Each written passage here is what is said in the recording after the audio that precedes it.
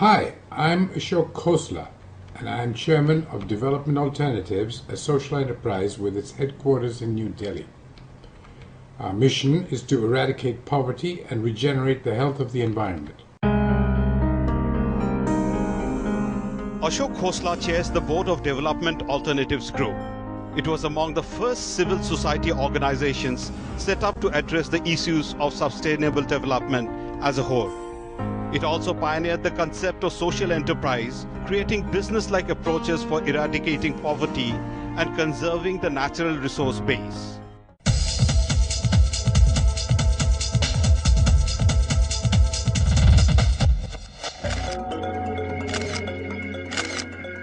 Ashok Khosla truly believes someone's trash is another's treasure.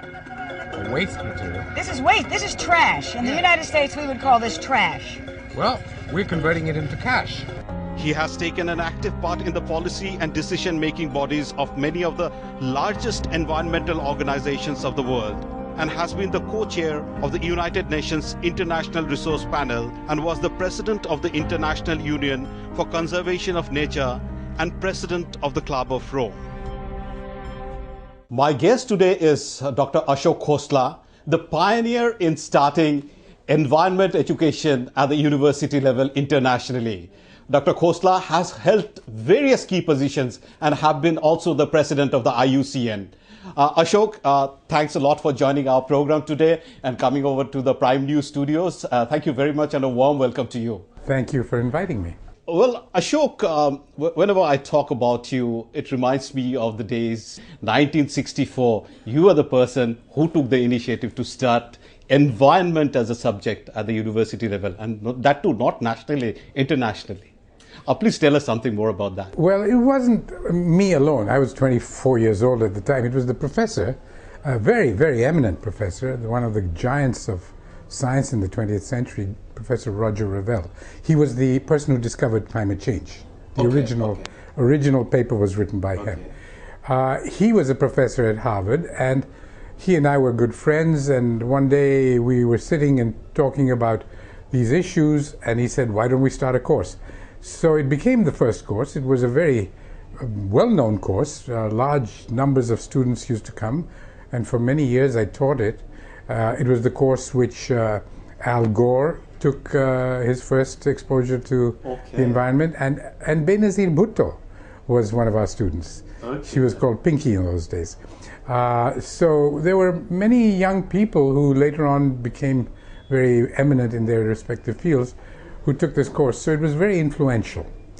And it covered, funnily enough, not just environment, but development issues. So it was already long before sustainable development became a term, was already considering the issues that we today now see as being intertwined.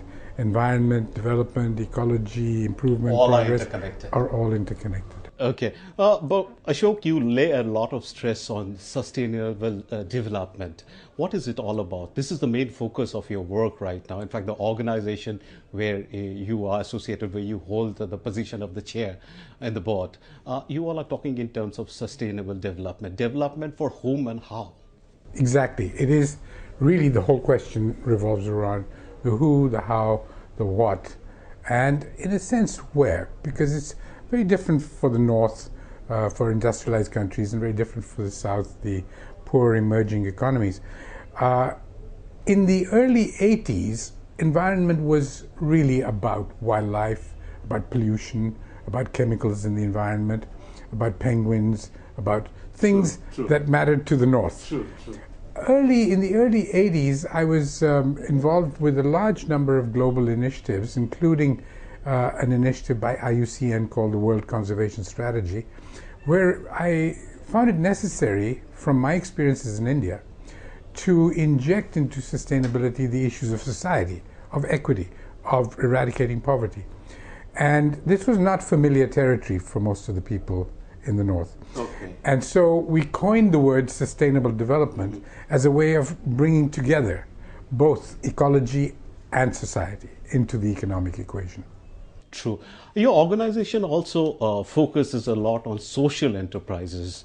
It's altogether innovative term, I would say, and very new to the existing system.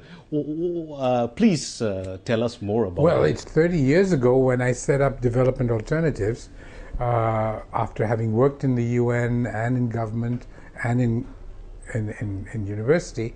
I came to the conclusion that the problems of the poor and even some of the problems of the environment were not tackleable by the existing systems.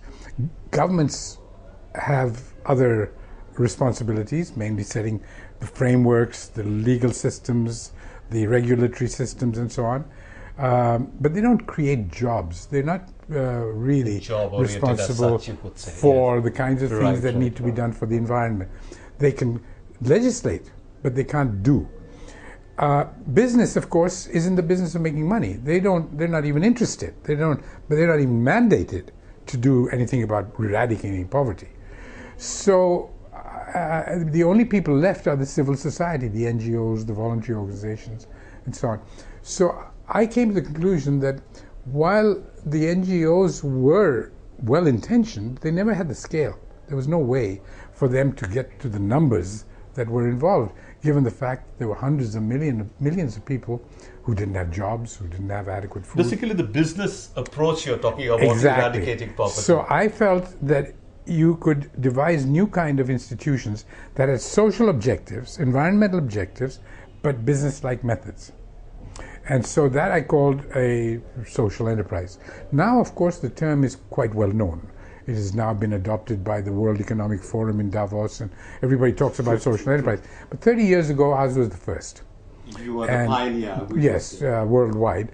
And it's been quite remarkable that in those 30 years, of course, we could have done a lot more, I suppose, but we've been able to demonstrate that this is a model that actually works. Ashok, I was seeing all your profiles and the biodatas, and everywhere I was going through. One thing I had seen that everywhere the tag of poverty is associated. Well, I would like to, would like to know from you any personal reasons. You seem to be very much affected with the people, under the poverty line, I would say. There were probably two lines of thought. I was originally a refugee from Lahore, but where did I end up? In my grandparents' home in Kashmir. And then I was a refugee again a month later from when the Pakistani raiders arrived. So I had to walk all the way to Jammu to Delhi to get away. During that period, I saw a lot of distress, a lot of mad sort of handling of human beings. And that left me with a very deep impression that suffering of that kind was not acceptable. The other part was that I wanted to be a proud Indian. I always was abroad for much of my younger life, and I had the choices of staying there, but my feeling was that I'm an Indian and I want to be in India, and I want to be a proud Indian. And the one thing that really made it difficult for me to do that was the existence of so much poverty and deprivation.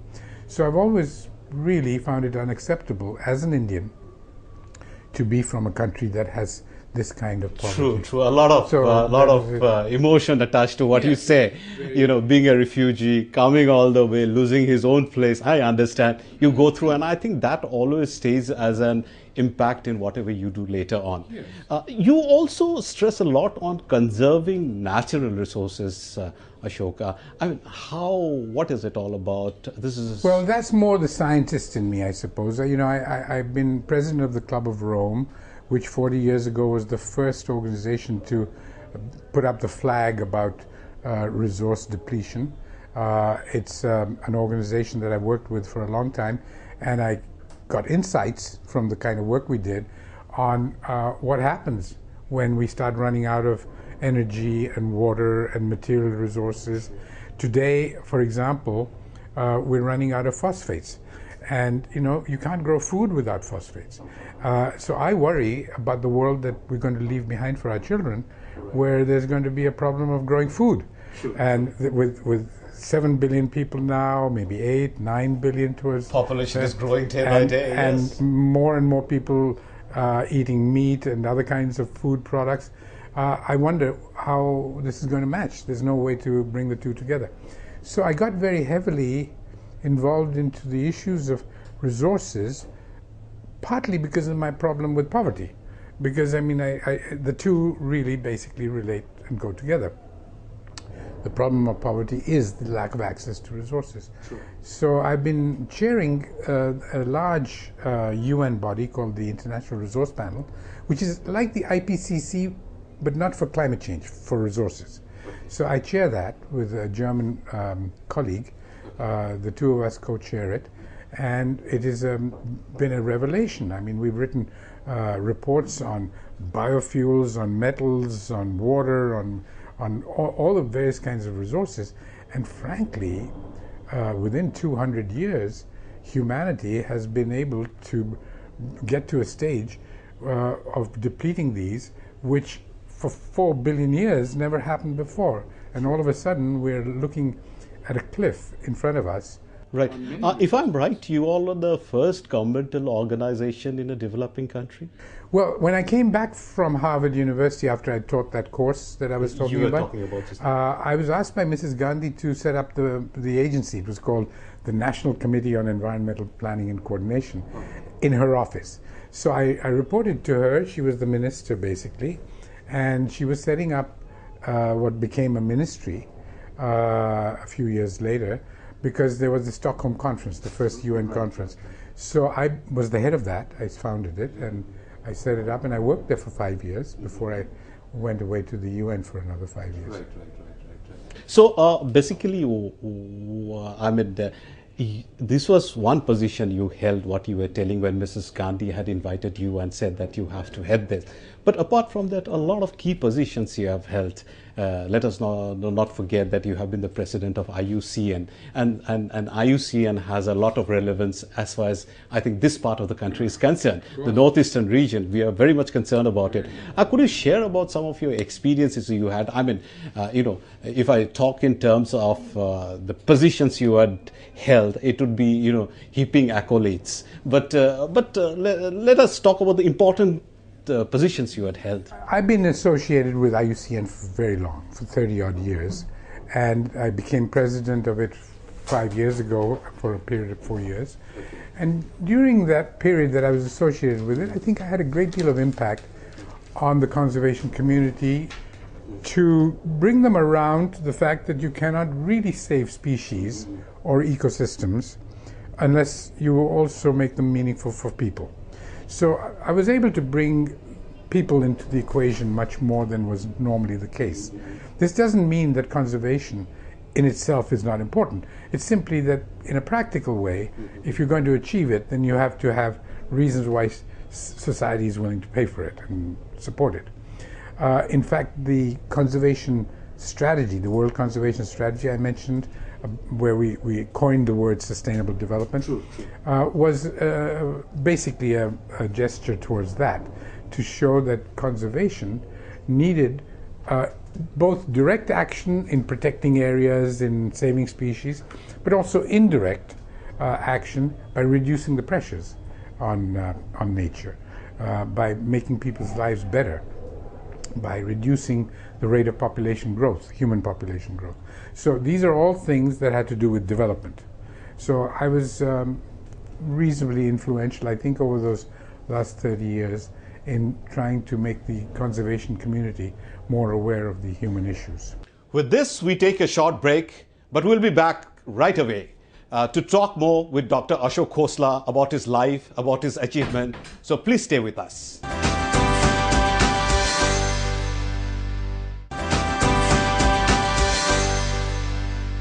Ashok, coming to this topic of biodiversity, which we were talking some time back, if you think in terms of conservation of biodiversity, this part of the country, it's a biodiversity hotspot, I mean the Northeast. What are the conservation measures which should be taken? Do you think it should be at par with whatever is taken in the rest of the country and outside, or for Northeast we should adopt some other policy? No, the policies have to be at base, at its roots, the same. You have to reduce the pressures on biodiversity. You have to find ways to nurture it and make the economy realize that it's dependent on it, and so on. So ecosystem services and valuing them and making sure that the systems of governance nurture them and so on, as much as protecting areas, putting fences around where you have to, but also removing the incentives to threaten species and habitats. These are all things that are the same everywhere, not just all over the country, all over the world. We would have to have similar policies in terms of the general principles. But when you apply principles to a specific area, then obviously things have to be looked at differently. A large part of the threats to the Northeast are from things like logging, from mineral exploitation, particularly energy resources, plus the whole question of specific species like the rhino and so on. Now there, you do have to have a certain understanding that you've got to pay some of those costs. Somebody has to pay some of the costs. And if the whole country is benefiting from the northeastern region doing something, then it should contribute towards that. If the northeastern region alone is benefiting, then it has to find ways to justify that within its own budget. But let us say that, take the rhino for example. Tremendous amount of, the rhino horns are in tremendous demand in the Southeast Asian countries. And you just pointed out to the issue that I was raising. Then in that case, it becomes important for the Northeast to persuade the central government and its diplomats and its foreign office to persuade the people who are basically the source of demand for the wildlife parts, rhino horn and all the tiger bones and whatnot, so on, to back off. Now this is where international conventions come into being. For example, CITES, the Convention on International But the issues Trade. were taken in a number of meetings held. But finally, in reality, we did not see anything happen. Overall, let's not say nothing happened. It may have been even worse without them. We don't know. But what we do know is that not enough has happened. Not enough. So now I think we have to keep raising the bar all the time. And our governments have not taken these things, particularly at the central level, but even the state levels, taken these things quite as seriously as they should. We do have to persuade people elsewhere who are causing the problem that they must stop doing that. Now, push comes to shove, do you go to war with these countries? Probably not. Something needs to be done at the international level, I Absolutely. think, where both the countries sit down together, send an advisory, and perhaps work on that rather than... And it's not as easy as that, because they've been doing that, and it's still not happened yet. But I think that we are building up a huge pressure, a people's movement that will, in fact, start showing results, I hope, very soon. It may be too late in the case of some species. I mean, I don't say that we've succeeded in any meaningful way yet, but we have to keep working on it. Even the elephants, you see, they are also a threat. Absolutely. So, this is really alarming, the situation, in fact. Ashok, another thing I feel is that, there has been tremendous climatic change also in this region. If you see what used to be the weather here, we talk in terms of the weather in Kaziranga, there has been tremendous rise in temperature. You noticed that? Yes, and not only that, let us talk about other tourist hotspots like Cherrapunji. Those were people used to love, but now there has been increase in the temperature, and the effect due to what is indiscriminate felling of trees. There is a Supreme Court ban on felling of trees, but despite that, felling of trees goes on. Timber is being smuggled to the neighboring countries. Timber come from there. What do you think about this trend? I mean, is this time I think we all should raise our consciousness? I mean, it's the consciousness. No, question doesn't arise. You are absolutely right. I mean, we have to transform social thinking in many of these areas. But I do have to say that most of the issues that you've been talking about are illegal. They are not being promoted or even being accepted by society as a whole or by governments. These are things that are criminal, and they are, after all, 3 or 4 of the biggest trades in the world are illegal trades. Absolutely. Illegal trades in armaments, illegal trades in human beings, illegal trades in drugs, and illegal trades in wildlife parts. These are huge operations, and the same people are involved in all of them. So ultimately, it's a group, yeah? Yeah, it's a mindset and a group. So and they feed on each other. The people who basically export wildlife parts are then earning money with which they buy arms, with which then they go and excite terrorists and absolutely. So it's all mixed up. It's in nobody's interest to let it continue. Nobody's. Right. No legitimate persons, except the ones who are really making money. And I think that the people of our country as a whole have to now get up and say to government, this is all unacceptable. We are not prepared to put up with this kind of thing for any longer. Please. So Supreme Court's rulings are not enough, because they can say what they like, but they don't actually have the means to And again, there's another problem is that there are certain areas where we have typical system. The land belongs to the people. So those also has to be taken into consideration. Ashok, let's drift away from this topic. Your organization has been able to provide 1 million jobs, indirectly affecting and helping 6 million people. I mean, I won't say that you alone or your organization. It's a combined effort. Yeah.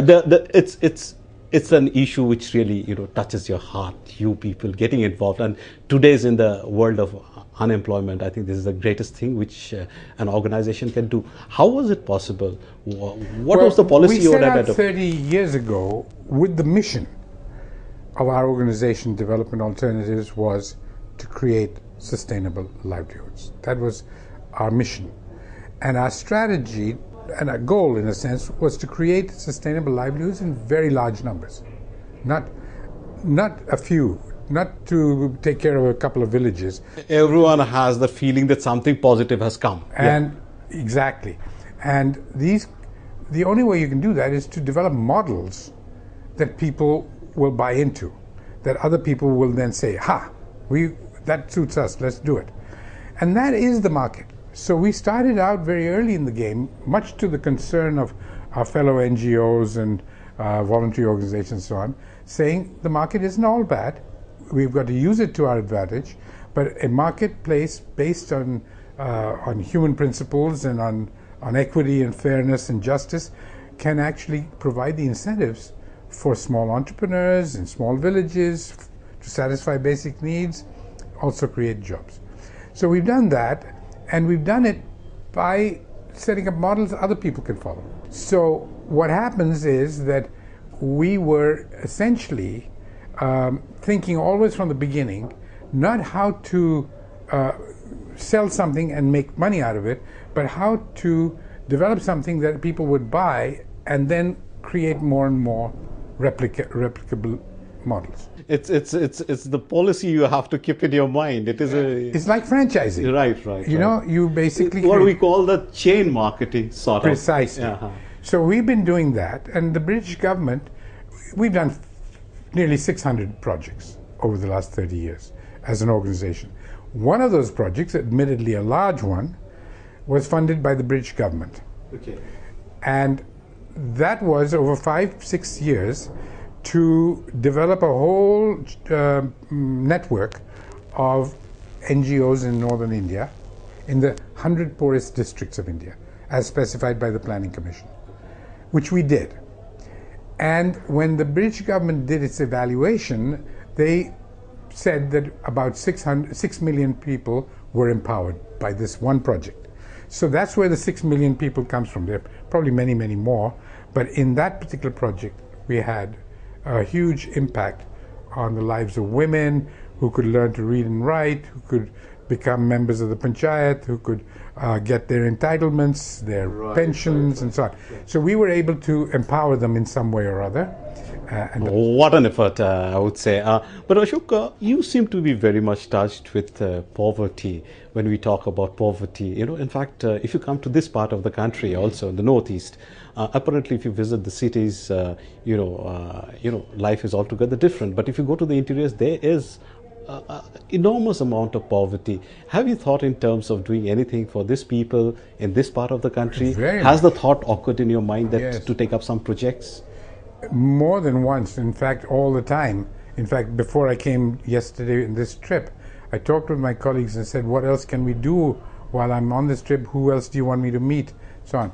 Our job is not to come here and set up a whole new organization here. We want to strengthen the organizations that exist. We'd like partners who then will be doing... Who are already working in this field, perhaps. And so on. And what we would like to do is to work with both entrepreneurs as well as NGOs who want to make building materials, who want to make toilets, who want to make little power stations, who want to make water systems, all of which we have technologies for.